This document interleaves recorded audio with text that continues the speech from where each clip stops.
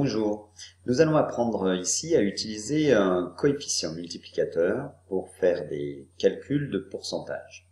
Alors surtout pour non pas spécialement calculer le pourcentage d'une grandeur, mais augmenter une grandeur d'un certain pourcentage ou la diminuer. Alors tu sais déjà le faire, hein, ça d'accord. Mais nous allons voir une technique qui te permettra d'être plus à l'aise et plus rapide sur certains calculs. Alors, pour ça, un petit exemple. On a un article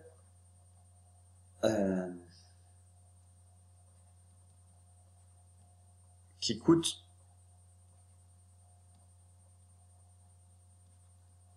20 €, d'accord? Cet article, il va subir une augmentation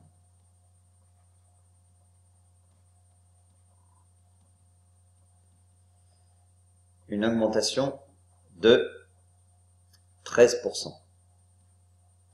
Jusqu'à maintenant, voilà comment tu faisais. Tu calculais 13% de 20 €, 13 sur 100 multiplié par 20 €.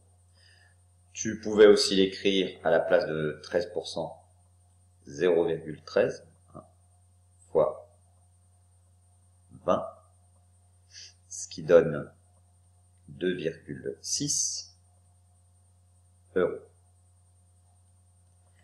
Puis ensuite, tu faisais 20 € plus 2,6, c'est-à-dire 22,6 €.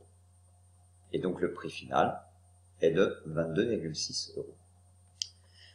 Si tu fais ceci en une seule étape, c'est-à-dire augmentation de 20 €, donc c'est 20 € plus les 13% de 20 €. Eh bien, ça nous donne, si on factorise par 20 €, donc 20 c'est le facteur, on a quoi ici avec ce 20 ici? 1. Et ici, avec le 20, on a comme facteur 13 sur 100. Eh bien, ceci, c'est ce qu'on va appeler le coefficient multiplicateur. Et quand j'écris 1 plus 13 sur 100, je peux aussi l'écrire 1,13, d'accord, puisque 13 sur 100 c'est 0,13. On peut aussi l'écrire, si on met au même dénominateur, on multiplie par 100, donc ça fait 100 plus 13. Le tout sur 100, on retrouve encore 100 plus 13, 113, divisé par 100, 1,13. Ça nous permet en une seule opération, parce que finalement, ce coefficient 1 plus 13 sur 100, c'est pas très difficile de faire de tête, hein. 1 plus 13 sur 100, 1,13. On pourra directement à la calculatrice faire 20 fois 1,13. On va voir que surtout ça nous permettra aussi de retrouver un prix initial ou un coût initial ou une grandeur initiale connaissant la valeur finale, alors que pour l'instant c'est plutôt difficile. Voyons voir ce qui se passe sur une diminution. Si je fais une diminution cette fois de allez, 15%. Alors, jusqu'à maintenant, tu faisais quoi? 15 sur 100 fois 20. Et puis, ensuite, tu faisais 20 moins ce que tu avais trouvé. Alors, 15 sur 100 fois 20, c'est pareil que 0,15. Hop là. Fois 20. C'est-à-dire 3. D'accord? Puis ensuite, tu faisais 20 moins 3 égale 17. Et ça, c'est le prix final. Maintenant, si on fait ça comme on vient de faire en une seule étape, eh bien, il faut prendre les 20 €, retrancher 15% de 20 €, d'accord? On factorise par 20. Alors, avec le 20 qui est ici, il y est une fois, donc c'est 1, moins ici, il y est 15 sur 100, donc 15 sur 100 fois 20. Et 1 moins 15 sur 100, eh bien en fait, c'est le coefficient multiplicateur qui correspond à une diminution. Alors 1 moins 15 sur 100, c'est 0,85. 1 moins 0,15, c'est 0,85. On pourrait aussi le faire de tête en mettant au même dénominateur, on met tout sur 100, d'accord? Et ici, ça nous donne 100 moins 15, 85 sur 100. Le coefficient multiplicateur qui correspond à une diminution de 15%, c'est 0,85. Le coefficient multiplicateur qui correspond à une augmentation de 13%, c'est 1,13. Eh bien, on va pouvoir généraliser tout cela. Allez. Donc, augmenter une grandeur de t% équivaut à multiplier sa valeur initiale par, alors ici on n'a pas 13%, on n'a pas 15%, on a t. Eh bien, multiplié par 1 plus t sur 100.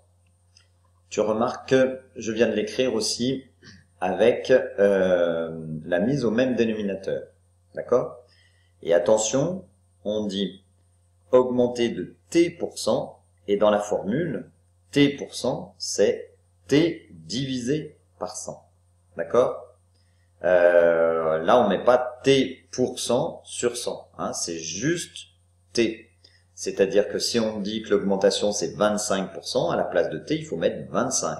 Si on te dit que c'est 3%, à la place de t, tu mets 3. Maintenant, diminuer une grandeur de t% équivaut à multiplier sa valeur initiale par 1 moins t sur 100, ou encore, eh bien, 100 moins t, le tout sur 100.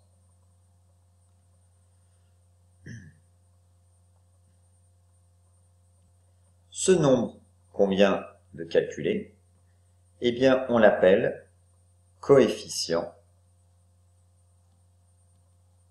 multiplicateur.